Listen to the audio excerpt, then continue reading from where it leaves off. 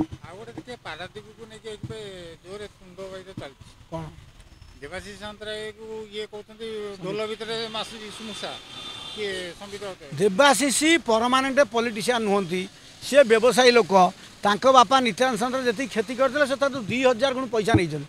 ଦେବାଶିଷ ସାମନ୍ତରାୟଙ୍କୁ ରାଜ୍ୟସଭା ତରଫରୁ ପ୍ରାସଙ୍ଗିକର ଆବଶ୍ୟକତା ନଥିଲା। ସେ ଗୋଟେ କ'ଣ କାଇଦା କରି ବବିଦାସ ପାଣି ଧରି ନେଇଗଲେ ନା। ଆଉ ଯେ ବିଜେଡ଼ି କି 3 ନମ୍ବରରେ କଟକ ରଖୁଛନ୍ତି, ନିଜେ ଜିତି ପାରୁନାହାନ୍ତି, ଦଳ ଦଳ 3 ନମ୍ବର। କାମ କଲାବେଳେ 3 ନମ୍ବର କଥା କାହିଁକି ତମର କହୁଛ? ପ୍ରଭାତ ବିଶ୍ୱାଳ ଦମ୍ ଅଛି, ସିଏ ଜିତିଲେ, ତାଙ୍କ ପୁଅକୁ ଜିତେଇଲେ, ସେ 5 ଥର ମନ୍ତ୍ରୀ। ପ୍ରଭାତ ବିଶ୍ୱାଳ କର୍ମୀଙ୍କ ସାଙ୍ଗରେ ଥାଆନ୍ତି, ଦଳ କାମରେ ଥାଆନ୍ତି, ସେ ବ୍ୟବସାୟ କରୁଥିଲେ। ଇଏ କେବଳ ବ୍ୟବସାୟ କରିବେ, ଦଳକୁ ବୁଡ଼େଇବେ। ଆଉ ବ୍ୟବସାୟ କରି ଲାଭ ନେଇ ଦଳକୁ ବୁଡ଼େଇ ପାଣ୍ଡିଆନ ବାବୁଙ୍କ ଭଜନ କଲେ କ'ଣ ହେବ? ତେଣୁ ଦେବାଶିଷ ସାମନ୍ତରାୟଙ୍କ ଦମ ଅପେକ୍ଷା ପ୍ରଭାତ ବିଶ୍ୱାଳ ତାଙ୍କର ମୂଲ୍ୟ ଅଛି ଅଧିକା। ନହେଲେ ଦେବାଶିଷ ପ୍ରଭାତ ବିଶ୍ୱାଳ ଲଢ଼େଇରେ ପ୍ରଭାତ ବିଶ୍ୱାଳ ପୋଲା ଆଗରେ ରହିବ, ଦେବାଶିଷ ପଛକୁ ରହିବେ। ଦେବାଶିଷଙ୍କ ନାଁ ଡିବାକେଲ। ଦେବାଶିଷ କଟକ ବିଜେଡ଼ି ଡିବାକେଲ ମୂଳ ନାୟକ।